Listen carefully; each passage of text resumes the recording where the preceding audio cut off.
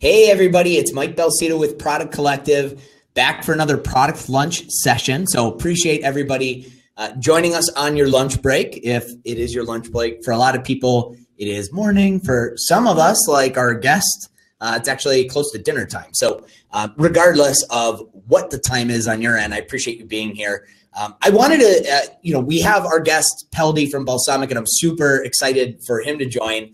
But just a couple quick announcements first. I mentioned it in the chat. If, once we get started, sort of difficult for me to help troubleshoot. If you have any issues, usually a quick restart always helps. But these are all recorded and you could stream this session immediately afterwards. So that's pretty cool. In case you miss out on anything or something pops up and you have to leave us, hope that you don't, but know that that will be the case.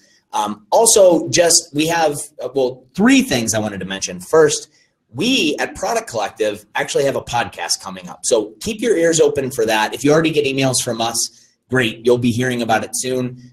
If not, you could send me a note, mike@productcollective.com. I can make sure we can keep you posted. But really excited. We've done a few interviews already. It's specifically for product people. I think it's going to be a fun podcast, and hopefully we'll learn a lot too. So stay tuned on that. Also, the next product lunch session, it's coming up in 2 weeks. It's actually Wednesday, June 7th, and it's with Jeff Lash, who's a VP at Serious Decisions. We'll be talking about the perfect product team. So I think that will be a lot of fun as well. And then just one last announcement here, and that's for those of you keeping tabs on our conference industry. We just announced the last batch of speakers, and now the full lineup's available. We have a preliminary schedule. You could go to insum.com for that. Actually, there's just a green button there, so you could click on that later on and check that out. But the last two speakers we announced, Blade Catelli, who's a design leader at Sonos, and Nick Caldwell, a VP of engineering at Reddit. So super excited for them to join us, along with everybody else who will be joining us as well. So that should be a lot of fun. But with all that, I want to get into the meat of today, which is a conversation with Peldi. Peldi, thank you so much for joining us. I really appreciate it. Thanks for having me. And, with your role at Balsamiq, by the way, I'm sure you're a familiar face to a lot of people that are joining us for the session. But for those that haven't, for some reason spent a ton of time in Balsamiq before, maybe you could just give sort of a quick intro of what Balsamiq's all about and your role there. Sure. Balsamiq is a wireframing tool.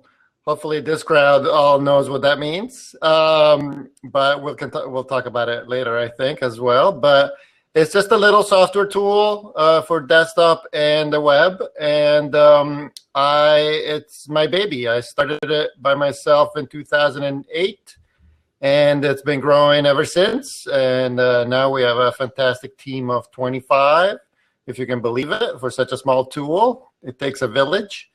But we have so many customers, we want to support them as best as we can, and so we grow the team accordingly. That's awesome. Well, I know one of the things that you and I had gone back and forth about is that one of the things you're passionate about is the differences between terms like wireframing and prototyping, and sometimes they might be used interchangeably when they really shouldn't be. Could you maybe just talk a little bit about that and maybe share your perspective on that? Absolutely. The term prototyping is kind of like the term UX, where it now means everything. It kind of stuck as an umbrella term. But if you were to differentiate wireframes from prototypes, I think the best way to do so is that a prototype is sort of designed to mimic the end product as much as possible. So things like dynamic content or conditional flow, animations, data coming from a server, or views that are reactive to the window size, or you could do math in it. All these things are really things that you do in a prototype. Wireframing, on the other hand, competes more with pen and paper.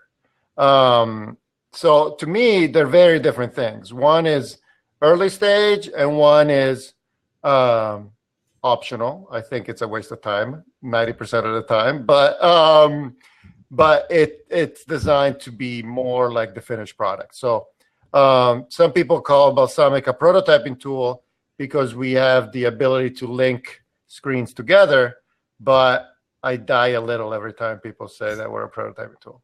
We're a wireframing tool where you can do a very, very lightweight prototyping. Got it. And, you know, for the session we're doing today, a lot of the folks that are joining us, they're product people, and some might be, you know, UX professionals and designers as well. But I know that there are a lot of product managers. Should wireframing be important to a product person, or is it something that is specifically for, you know, design UX? Maybe you could share, especially, you know, seeing the types of people that have maybe used Balsamiq in the past and now who uses it. Like, maybe you could talk about what types of people these tools actually can serve or should serve. Sure. So I am a developer. I used to be a developer, and Adobe, I worked with a product team that had a product manager, developer, designer, et cetera, et cetera. But so we would get in a room and wireframe on the whiteboard like crazy, and then I would have to go and take a picture, you know, do not erase, you know, and try to replicate it. But what was nice about that is that everybody, the playing field was pretty even. Everybody could jump in with their idea, right? It's not the same with Photoshop. It's not the same with prototyping tools because they have a steep learning curve. And so, well, for instance, for visual design, so the look and feel of each screen, we always had to go through the graphic designer, right? It was always okay, you do it, you put your hands in the design, and we're only allowed to tell you what we would change, right? And it's the same thing with prototyping tools. If they're tools that are hard to use, it ends up that it's inefficient. You have to go through one person. You cannot truly collaborate on an even playing field.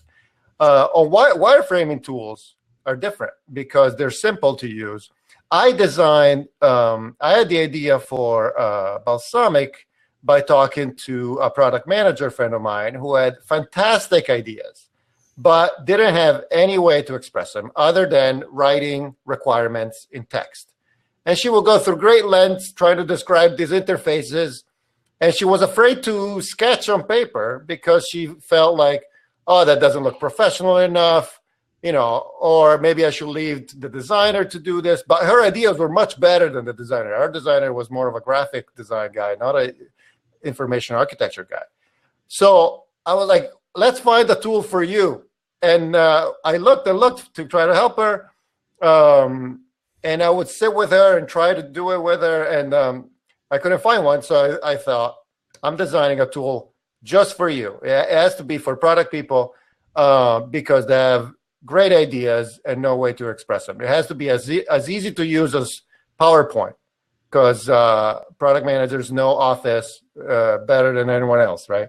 It has to be as easy to use as PowerPoint, but also powerful enough that the development team will adopt it. So it's got a bunch of keyboard shortcuts and stuff. And it has to be decent enough that designers will also adopt it to collaborate, to participate in the process.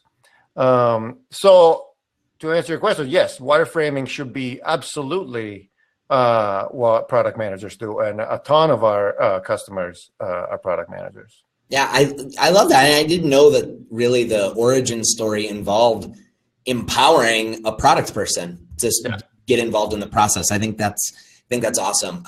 By the way, to everybody else, before I go on with questions, or I will go on with questions, but if you have questions for Peldi, especially if it's about one of the topics we're talking about, there's a special section for that, questions and answers.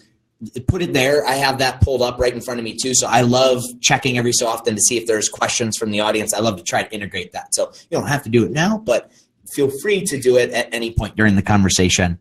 You know, one of the questions I had for you is just, you know, we had in the past somebody who had really the whole session was how product people could best work with designers, developers. I imagine, wireframing, it's a process that involves really all those groups, but especially the design team and the product team working together. Do you have any feedback on how those groups can best collaborate, especially when it is, going through the process of something like wireframing? I imagine that, you've seen how teams collaborate well and maybe some things that didn't work out so well too. So I was curious about that. Sure. Yeah, definitely. Definitely, if a team wireframes, teams that wireframe together stay together, meaning that we think of wireframing as really drawing on a pencil, right? Drawing with a pencil or a marker on a whiteboard. So everybody should be allowed to do it. It shouldn't be just the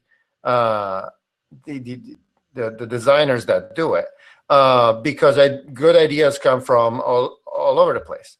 Now, it doesn't mean that with a pencil you could draw really well or you could draw terribly. So wireframing is a tool, and you have to know how to use it effectively.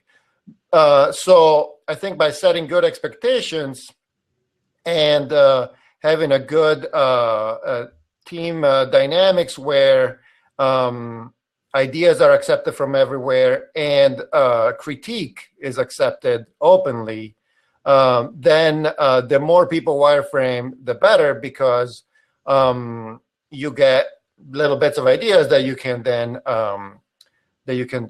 collate into a final design. We even include our customers in wireframes. We say, we're thinking of building this. What do you think? And they send us their own version because they use the product more than we do. So they know it better, right? So very much, I would say, encourage everybody to wireframe, encourage everybody to learn how to wireframe well, study some books or do some classes. We have a website called UX Apprentice that is designed to sort of help you, learn how to make good wireframes, not just any wireframes. And a lot of it is common sense stuff that can be learned fairly easily. We're gonna put out a lot more content this year about user interface design specifically for beginners, just to help people work with the tool well. And then I'd say that's it. You basically use tools that everybody can use to communicate more effectively, and don't be afraid to jump in. Yeah, that's great. That's great. And actually, there's a question that popped up from the audience in terms of wireframing as a tool or a process. And the question was, do you view it as a thought tool? Is it a demo tool, interface spec, right, all of the above? Or, maybe you could just talk about like which of those areas it works best for, or maybe what it doesn't work best for too. Yeah. So that's a great question. It's definitely, it serves more than one role. There's definitely a moment where you just put your headphones on, you have an idea, and you just have to clarify your idea to yourself. And so in Balsamiq, you can turn on background music, which is this sort of Zen, relaxing concentration music built into the app, so that you can, close Slack and all the other distractions and just bang it out in half an hour or so. So that's definitely, I think, my favorite part, because it's the most super creative part. And you do one and then you do another one, because wireframes are quick. That's the whole point. You throw it away and you start over. Let's explore another idea completely. The more you do this, the better the end result is. So as a thought tool, it's absolutely critical. Some people like to do this first phase on paper, totally legit, because you might be in bed, and with a little notebook, right? And you have an idea. So we see people that do that and then switch to Balsamiq to clear out their thoughts. That's totally fine. Then once you have the design, it becomes more of let me sell this to the team phase, right? And so maybe you do some user testing, maybe you go to a team. And but again, I think there should be a little intermediate phase where, hey, where you say, this is my idea, but it's still a draft. Let's talk about it and be ready to throw it all away and do it again. And wireframes are great for this. Then, and so we have a sketchy look just because we want to make sure that people give good, quick, real feedback. If they don't like it, they got to tell you, right? So it has to look like you did it really quickly. Then what you could do is, if you have to sell it to a client or someone, you could switch the skin to what we call the wireframe skin, which is more cleaned lines. Basically, this means I don't really want any more feedback on this. I'm just presenting it, and this is what, I'm 90% ready with this. And so you switch the skin, and it looks nice, professional, and people hesitate giving you feedback at that point. We've heard this from several customers. And then it's more of a presentation, right? And you talk to whoever about what the plan is, and you go through all the different screens. Then there's another role, which is discussion with development. And so there you add a bunch of annotations, this, and this, and the development gets involved, and they add their own annotations, and they say, this is too hard, this will take too long, blah, blah, blah. So they're a really effective communication tool that serves these phases. Some people, before they go to development, they go to a prototyping tool. That's fine too. And then they go to development. But yeah, so it's very much for the first 2 or 3 early stages of ideation. Got it. I'll take another audience question here. Somebody had asked, do you find users specifically are wireframing more for the web, like actually, traditional web or mobile, or really, and this is my addition to it, is it just, hey, it depends on really the product. I guess curious if you see wireframing used in one use case more than the other these days. So these days, when we see sightings of people using it all over the web, there's always an iPhone in the wireframe. It's very much mobile first. But then we have a lot of web. When I started in 2008, desktop was the sweet spot. And now it's kind of coming back with the trend of having desktop apps that sync data to the cloud, but have the power of desktop as well. So it's really for everything. But yeah, we see mostly mobile these days. Yeah, which is nice. Yeah, got it. Somebody else had asked, hey, if prototyping, if that is more of a waste of time, do we go right from wireframing into coding as far as user experience? Or yep. maybe you could talk a little bit about why you feel like prototyping isn't often the answer that people think that it is. Absolutely. Prototyping is still kind of considered hot, but it's really a legacy of the waterfall days where you would do a spec in Word and it was 20 pages, and then you would send it to development, and the development would take 2 months, 3 months to get anything back that you could play with. And then, of course, so in that case, it makes sense to do a prototype because that way you can, convey as much information as possible and sort of reduce some of the risk, because if the developers take 3 months and they come back with something crappy, then you're in trouble, right? But those days are gone. Now it's agile. Now it's quick sprints. It takes a week. The tools are easier. It's so much easier to take an idea from a wireframe and code it up real quick using Bootstrap, using whatever framework you're using. And so do that in 2-3 days, just enough to play with it. It doesn't have to be hooked up to the server, but it's super simple to do that for a developer, and then play with that. And that's the real thing. So it will feel exactly right. And guess what? That code you get to use in the real product. You don't have to throw away the prototype, right? So just go back and forth. And if it doesn't look good, we do it all the time. You go back to the wireframe, do another iteration on the wireframe. You might throw away 15% of that code, but you get to keep the other 85% usually. So yeah, do quick sprints and go wireframe code, get wireframe code. unless you're doing a satellite where it's in space and you can't really change things once they're in space, then in that case, sure, prototype the heck out of it.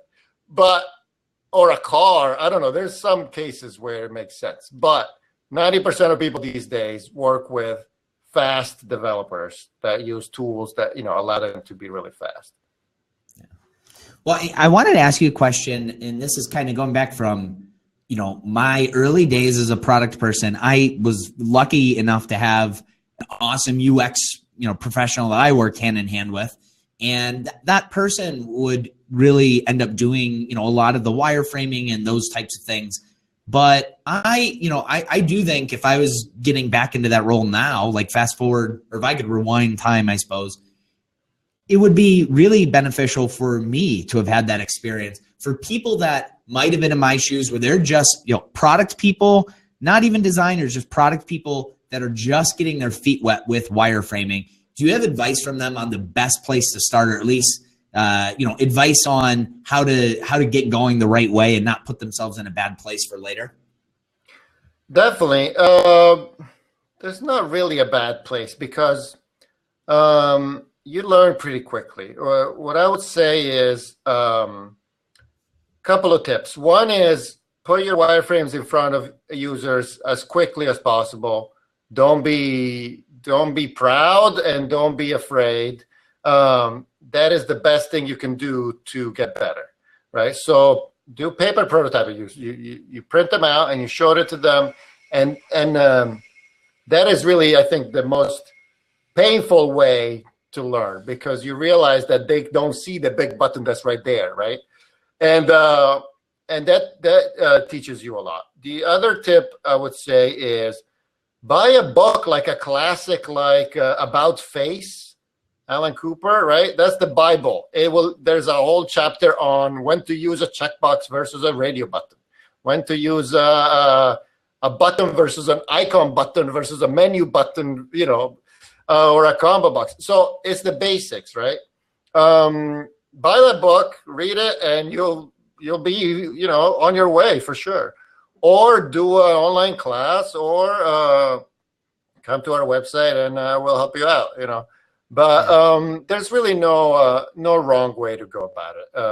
The learning curve is really quick, meaning that you can get started right away, and you get better really. It's like snowboarding. The first couple of days suck, but then you're fine. Then you're done. You've learned 90% of what you need to learn, right? Similar thing. Yeah, I like that. Well, and I bet a lot of people that are joining us live, they have much more experience than that. Some people might even be quite experienced at wireframing, yet I bet still there are mistakes being made. I'm curious your take on common mistakes you've seen, especially, even for people that would consider themselves to be, veterans or really experienced with wireframing. Oh, for sure. I mean, developers always start from the data, how the data is saved, right? They have in their mind how I'm going to save all this data, and then basically they map that one-to-one to the screen, right? The database columns become all the different inputs, and that's usually too much stuff on one screen for normal people, right? So that's one thing. The other thing that developers mistake that developers make is to have this sort of religion about being consistent. So if we give the ability to color a button, then we have to give the ability to color everything. That's not true. Humans are not like that. Humans are imperfect machines.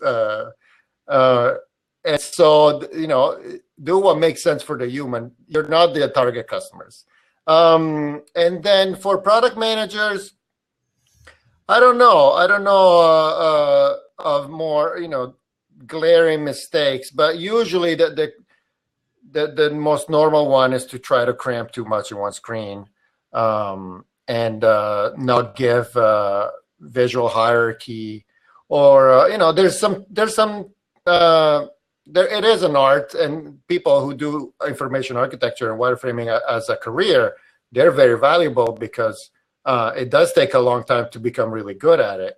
And so over time, you learn about making things in context, right? So if there's something that needs to be edited, don't put the controls too far away to edit it. Put them as close as possible, right? There's a lot of best practices that you sort of learn over time. And at the beginning, you don't know, so it's too much. And in fact, a lot of product managers adopt Balsamiq because they're intimidated by the white sheet of paper, but we give you 75 different pre-built pieces, and they feel a little more comfortable using that because they know that if they use those, then those are buildable, by a developer. So yeah, I'd say, jump in. Yeah, well, and I saw in the chat, there are some people that have been using Balsamiq for years, easy to use. It's probably one of the reasons why. There are also a couple of people that had said, hey, it might even be even more easier or faster if there wasn't Flash on the back end. Some people had asked, hey, is there a plan? Is that a part of the roadmap at all? Absolutely. Are you kidding? We've done nothing other than get rid of Flash for the last 2 years, basically. The current code base has 1.5 developer on it for the last year or so. We have like 7 or 8 developers rewriting the whole thing so we can be native on web, desktop, Mac, Windows, and tablets coming next year. Right now, we are in private beta of the new web version that is no Flash required. We're going to go early access in a few weeks. So it's finally coming to the end of the tunnel, and it kicks ass. It's awesome. It's quite amazing, actually. It sounds like you're going to make a lot of people happy, so that's awesome. I'm glad ourselves first, actually. You're on product lunch today. Yeah. Well, we're getting towards the end of our time, Peldi. Just any sort of final thoughts that for folks that are here that, again, product people specifically, if there was one takeaway that you wanted them to leave the session with, does anything specifically come to mind? Yeah, basically, first of all, help me out here and try to use the right term, wireframing or prototyping tool, and spread the gospel. And the other thing about prototypes that I wanted to say is that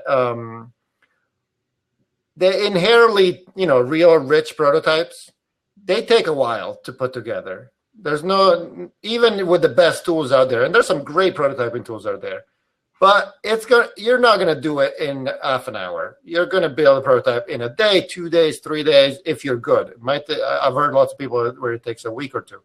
And what happens is once you spend a lot of time on something, you grow attached to it. Even if it's not good, you've spent so much time doing that, you don't want to change it anymore. Right? That's why I think that prototypes are actually harmful a lot of the times, because once you've grown attached to it, and you will, because it takes so long, you're not going to take feedback as openly. People are not going to give you as honest feedback because they know you spent so much time on it. They don't want to hurt your feelings. And so what happens in the end, you ship products that are suboptimal just because you chose the wrong process, right? So do quick wireframes. Don't fall in love with them. Go to code right away. It's so much more. You end up with a better product for your end users. Yeah, well, I appreciate that. And we're at the end of our time. I just want to thank you again for being a part of this. There's a lot of awesome feedback and advice that you had shared. And you had mentioned, actually, before we went live, Peldi's going to join us in the Product Collective Slack.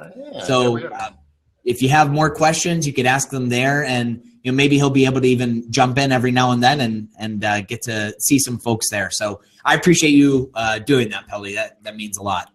Absolutely. If you have any questions that I didn't get to today, I'm going to hang out in the chat in Slack for a couple hours today and then tomorrow. So, and then I'll keep it open. I'm a wannabe product manager. I wanted to be a product manager, and I couldn't get a promotion to do so. So I quit, and I decided to start my own thing instead.